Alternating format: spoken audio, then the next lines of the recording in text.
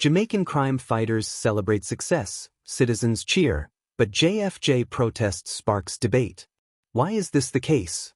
Doesn't it seem counterproductive, especially when citizens are happy for crime reduction? Is this the irony or what? Welcome to the Jamaica Bulletin Board channel, where we keep it real, keep it funny, and keep you in the loop. Today, we're diving into one of Jamaica's hottest topics, the divide between crime fighters and organizations like the JFJ and, believe it or not, the PNP, which seems like their biggest support. Why do the masses feel like there's a sabotage attempt behind the protests against police killings? And why are the crime fighters getting so much love these days? Let's unpack this. It's going to be fiery. Stick around, like, share, and subscribe, because, trust me, this one's a ride.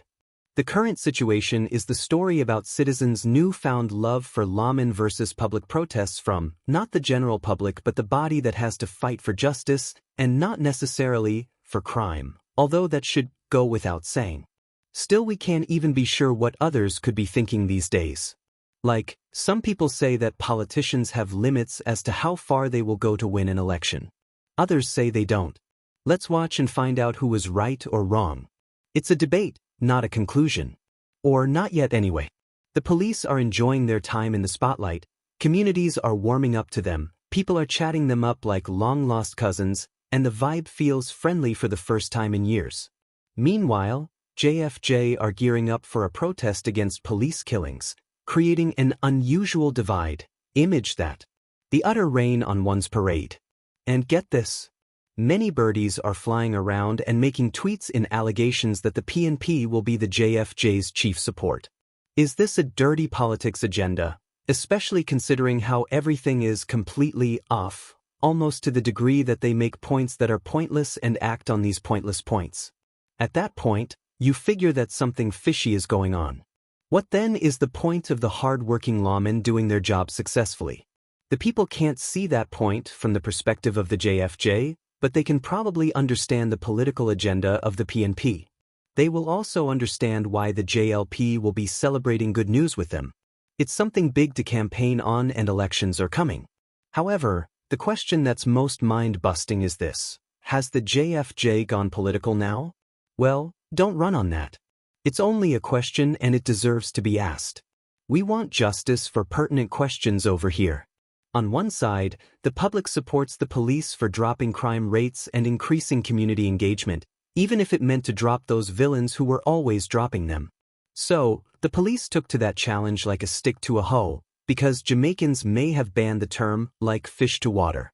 On the other hand, organizations are rallying against alleged abuses of power, with accusations flying of extrajudicial killings.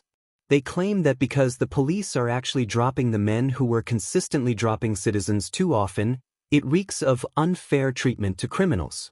When will be our first unfair protest for the innocent victims that were ever caught in the middle but were forgotten by the JFJ? We need a JFJ protest on that side, don't we? And how do we have more engagements with criminals, cut droppings cases, and still turn up with less criminal casualties? Sounds like rocket science, doesn't it? No, not even rocket science, it's harder. It's like a trap case, where the job will be so impossible that whatever you do you must fail. One woman once declared that the police should stop shooting gunmen in other parts of their bodies but their legs so their lives will be saved. To date, there were no rules received or acknowledged by criminals as to where they ought to shoot innocent citizens. There were cases of bodies found with 50 pegs and more inside. Poor decent law-abiding citizens that no one seems to care for. They have no choice now but to fall in love with their police. However, the PNP has reasons to panic. The JLP is looking quite good. But who would benefit by sabotaging the crime fight? It's like two worlds colliding. Do we clap for the lawmen or wave placards against them? Or maybe just clap while holding the placard to show we're conflicted? Here is why the masses side with the police. In communities across Jamaica, the police are showing a friendlier face, except to screw face. Whether it's better training, deliberate public relations, or just an instinct for survival, they're earning respect. People approach them with casual conversations, compliments, even random high fives, and it's refreshing. Here's the twist. The more positive the police interactions, the more anti-police protests seem out of sync with public sentiment. The masses are asking, why is JFJ protesting success? Does the PNP have deeper motives? Should we trust these organizations, or have they lost their connection to the people they claim to represent? Let's talk about the irony of timing, sabotage, or misunderstanding. The JFJ protest feels ill-timed, with crime fighters making gains. While police accountability is important, the protest risks coming across as anti-progress, fueling skepticism about whether JFJ or PNP are playing politics. The fact that their reasons don't come across as sound logic is troubling to us over here. Is this about justice, or is it strategy for attention?